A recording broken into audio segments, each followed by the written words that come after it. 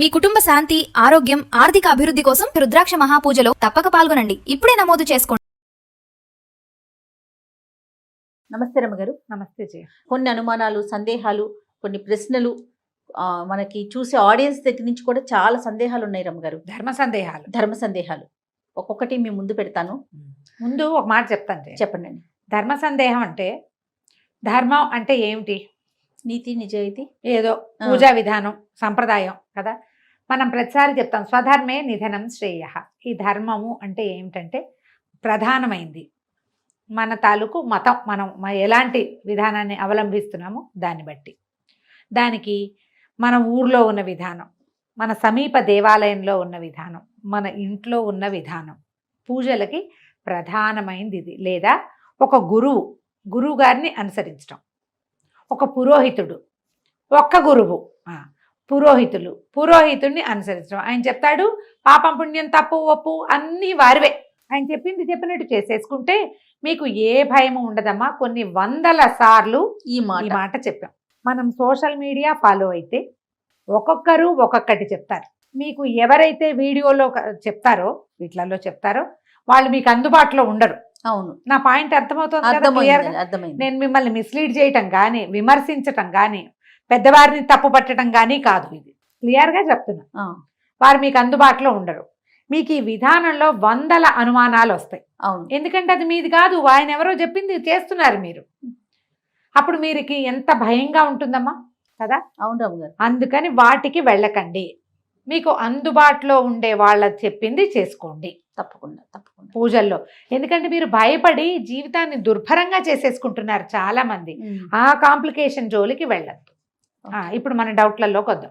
కలశం పెట్టుకుంటాం కదండి, కలశానికి ప్రత్యేకించి ఏమన్నా పూజ చేయాలా, నివేదన పెట్టాలా, అసలు కలశాన్ని మనం ఎలా తయారు చేసుకోవాలి? దేవి భాగవతంలో కలశం గురించి ఒక వివరంగా చెప్తారు జయ. ఒక చెంబు, పాత్ర కాదు, చెంబు. కలశము అంటేనే చెంబు. పైకి మెడ దగ్గర సన్నగా ఉండి ముఖం దగ్గర ఇట్లా వెడల్పుగా ఉండేది కావాలి కలశం. అది రాగి, వెండి, ఇత్తడి. ఇవి కుదరకపోతే మట్టి బహుశ్రేష్టం, అది కూడా పెట్టుకోవచ్చు. ఈ పెట్టుకున్న పాత్రని శుభ్రంగా ఉండాలి, అది బాగా చక్కగా తోమి పసుపు రాసి బొట్టు పెట్టి దాంట్లో జలం కానీ ధాన్యం కానీ నింపాలి. జలము లేదా ధాన్యము, నీరు, ధాన్యం. అక్షతలు వేయాలి. పసుపు కుంకుమ కూడా వేసుకోవచ్చు. దానిపైన పంచ పల్లవాలు అంటే అండి మర్రి, రావి, జువ్వి, మేడి, మామిడి 5 ఇవి పెట్టి దాని మీద ఒక నారికేళం, ఒక కొబ్బరికాయని పెట్టి దాన్ని అలంకరించి మనం ఏ స్వామినైతే పూజిస్తున్నామో, ఏ అమ్మనైతే పూజిస్తున్నామో ఆమెను అందులో ఆవాహన చేసుకోవాలి. ఓకే. అయితే ఇప్పుడు మర్రి, రావి, జువ్వి, మేడి ఇవన్నీ దొరకవు. మనకు సులువుగా దొరికేది ఏమిటి? మామిడి. తమలపాకులు పెడుతున్నారు చాలా మంది. తమలపాకులు చెప్పబడలేదు, మామిడి చెప్పబడ్డాయి. మామిడి సులువుగా దొరుకుతుంది. ఈ మామిడి ఆకులు పెట్టి దాని మీద కొబ్బరికాయ పెట్టుకుంటాం. దాన్ని అలంకరణార్థం వస్త్రం ఏదైనా చక్కగా మడత పెట్టి దాని మీదకి పెడతాం. దానికి ఒక బొట్టు పెట్టి అలంకారం చేసుకుని ఇందులో సుగంధ ద్రవ్యాలు వేయాలి ఈ కలశంలో అని చెప్పబడలేదు.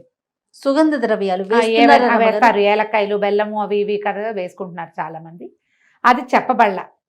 మీకు అవన్నీ ఆసక్తి ఉంటే మీ ఇష్టం, కానీ విధానం అయితే ఇది. ఈ కలశాన్ని పంచపల్లవాలతోటి కలశాన్ని ఏర్పరచడం అని చెప్తారు.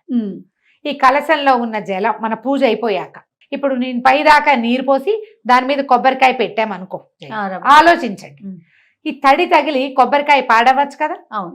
నాని కొబ్బరికాయ ఏదైనా ఇబ్బంది అవుతుందేమో చూసుకోండి. బియ్యమో ధాన్యమో అయితే ఏమో ఇబ్బంది ఉండదు. ఒక రోజు అయితే మనం 3 రోజులైనా కొబ్బరికాయ నీరు పోసి పెట్టుకోవచ్చు. గంగాజలం పోయటం చాలా శ్రేష్టం. అంత గంగాజలం ఉండాలిగా మన దగ్గర. అదే కదా. అక్కడి నుంచి అయిపోయిన తర్వాత జలాన్ని ఇంట్లో మనం పవిత్రం చేసుకుని మన ఇంట్లో చల్లుకోవటం, మొక్కల్లో పోసుకోవచ్చు. బియ్యం గనక పోస్తే చక్కగా వండేసుకోవచ్చు, ఏమీ భయం లేదు. అది ప్రసాదంగా భావించద్దు, వండుకొని మనం తినచ్చు. అక్కడి నుంచి ఈ కొబ్బరికాయ ఏం చెయ్యాలి, మనం మండపారాధన చేసి ఎవరైనా పురోహితుడికో బ్రాహ్మణ దానానికో వాయన దానం లాగా ఇస్తే గనక కలశం మీద కొబ్బరికాయ కూడా వారికి ఇచ్చేయచ్చు. ఒకవేళ అలా ఇవ్వలేదు, మనమే ఉంచుకున్నాం, కొబ్బరికాయను కొట్టి ప్రసాదంగా భుజించవచ్చు. స్వీకరించవచ్చు. ఆ కొబ్బరికాయను అలాగే దాచాలి, పూజలోనే ఉంచుకోవాలి అనుకోకండి. కొబ్బరికాయలు అవి పూజలో ఉంచుకుంటే కొన్నాళ్ళకి పాడవచ్చు, ఎండిపోవచ్చు. ఆ డొలక ఏం చెయ్యాలి, ఆ డిప్ప ఏం చెయ్యాలి, డిప్ప కూడా ప్రసాదమే, అలా భావించద్దమ్మా. అన్ని కాంప్లికేషన్స్ చేసుకోకండి. పైన మనం జాకెట్ ముక్క రవిక పెడతాం కదా, దాన్ని ఏంటి రమ్మగారు? దాన్ని మనం పురోహితుడికి ఇస్తే రవిక పట్టు సరే, కూడా సరే. వారికి ఇచ్చేస్తాం, లేకపోతే మనం కుట్టించుకోవచ్చు. ఓకే. మనం కుట్టించుకోవచ్చు. కలశం పెట్టుకునేందుకు సింపుల్ విధానం ఇది. అక్కడి నుంచి కలశం పెట్టుకుంటామా, పెట్టుకున్నప్పుడు ఏం చేయాలి, మనకి మన సత్యనారాయణ వ్రతంలో చెప్పినట్టుగానే ఒక చిన్న ప్రతిమా విశేషం ఏదైనా, ఒక చిన్న ప్రతిమ కానీ అమ్మవారిదో దుర్గదో లక్ష్మిదో ఎవరుంటే మన దగ్గర చిన్న ప్రతిమ పెట్టుకుని ఆ ప్రతిమా స్వరూపానికి చేసుకోవాలి. ఆ ప్రతిమకి మనం పూజ చేసుకోవాలి. ప్రతిమకి ఇప్పుడు కుంకుమ పూజ, ఇంత కలశం మీద ఇట్లా కుంకుమ చల్లలేం కదమ్మా, కాబట్టి చిన్న ప్రతిమ కనుక పెట్టుకుని ఆ కలశం పెట్టి కలశం దగ్గర ప్రతిమా విశేషం పెట్టుకుని మనం అభిషేకం చేయాలి. గౌరీదేవిని పెట్టుకోవచ్చా? గౌరిని పెట్టుకోవచ్చు. గౌరిని పెడతాం. గౌరితో పాటు ఒక చిన్న ప్రతిమ పెట్టుకుని, ఇప్పుడు నువ్వు అభిషేకం చేయాలనుకుంటావు, కలశానికి చేస్తావా? చేయలేము. గౌరీదేవి పసుపుతో చేసిన గౌరికి చేయలేకపోతాం. ఇప్పుడు ఎవరికి చేయాలి? ప్రతిమకి. ఒక చిన్న ప్రతిమ మీరు ఒక బంగారుదో వెండిదో రాగి అమ్మవారివి రాగివి దొరుకుతాయి, చిన్న త్రిపుర సుందరి అవి వేసి వెనకాల శ్రీచక్రం వేసినవి, అటువంటిది ఏదైనా ఒకటి తెచ్చి పెట్టుకోండి. శుభ్రంగా తోమేసి పెట్టుకుంటే మనం ప్రతిసారి పూజలో పెట్టుకుంటాం, మళ్ళీ తీసి మన పూజలోనే ఉంచుకుంటాం. ఏటా కొనుక్కోవాలి అక్కర్లేదు, కొనుక్కోవాలన్న ఇదేం లేదు. మన ఇంట్లో ఉన్న ప్రతిమ శుభ్రం చేసుకోవటం, మనం ఆవాహన చేసేటప్పుడు ఆ ప్రతిమా విశేషంలోకి కూడా అమ్మవారిని ఆవాహన చేసుకోవటం. ఇప్పుడు ప్రతిమ కావాలి కదా మనకు ఒక స్వరూపము. ఆవాహన అంటే ఒక విషయం అమ్మగారు, ఇప్పుడు మనకి బయట ప్రతిమలు కనిపిస్తా ఉన్నాయి, కలశం మీద పెట్టడానికి అమ్మవారి ముఖంతో చక్కగా మొత్తం పూర్తిగా అన్ని ఉన్నట్లుగా, ముఖం కళ్ళు ముక్కు అన్ని శరీరవయవాలతో ఉన్నట్లుగా కనిపిస్తా ఉన్నాయి. అది పెట్టుకునేటప్పుడు ఏమైనా ప్రత్యేకమైన నియమాలు పాటించాలా? అది ఎవరిమైనా పెట్టుకోవచ్చా? అవి కొత్తగా వచ్చినాయి కదా జయ, అదేంటంటే స్పాంజిలు కూరి, గుడ్డలో స్పాంజ్ కూరి చేసింది. ఊరికే అలంకరణార్థమేనమ్మా, అలంకారం కోసమే.